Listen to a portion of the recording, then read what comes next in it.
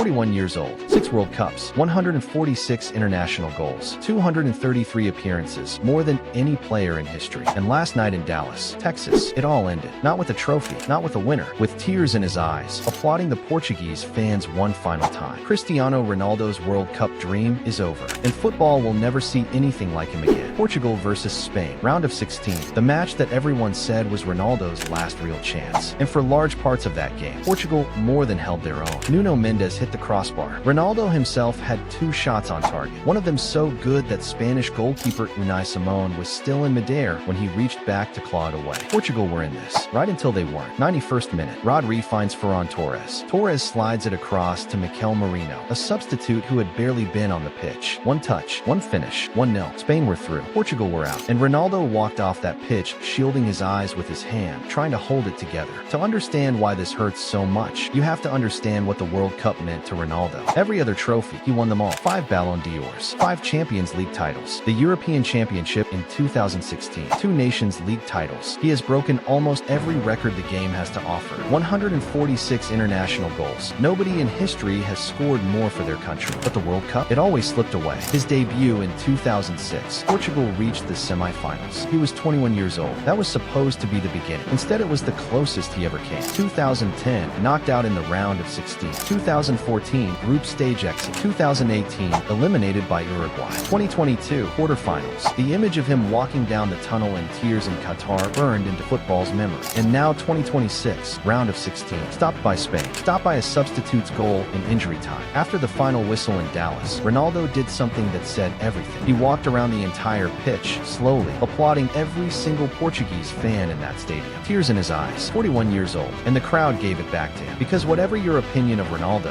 whatever side of the messy debate you sit on, you cannot watch a man give his entire life to something and fall just short 6 times and feel nothing. His own words after the match: "I gave everything. I gave my best. I leave with a clear conscience. It was my last World Cup." He didn't announce international retirement. He said he wouldn't make decisions in the heat of the moment. But everyone in that stadium knew what they had just witnessed. And now comes the debate that will never end. Does not winning a World Cup diminish what Ronaldo achieved? Some will say yes, that the World Cup is the ultimate test, and without it, the legacy has a hole. Others will say that's ridiculous. No single player wins a World Cup alone. Portugal reached the semifinals, the quarterfinals. They competed at every tournament. Ronaldo scored 11 World Cup goals, tied for 9 in the all-time list. He gave Portugal their greatest ever international moments. What he never gave them was the trophy. And in football, that's the only thing people remember. That's the gap. That will always be the gap. Cristiano Ronaldo's World Cup story is over. 6 tournaments, 27 appearances, 11 goals, and a clear conscience. His words, not mine. Whether you believe the World Cup defines a legacy or not, one thing is undeniable. Football will not see this again. A man playing at the highest level at 41, carrying a nation for over 20 years, refusing to stop until the very end. The question for you is this: does not winning the World Cup change how you see Ronaldo's legacy? Drop your answer in the comments. I want to know where you stand. Subscribe for more World Cup coverage all the way to the final.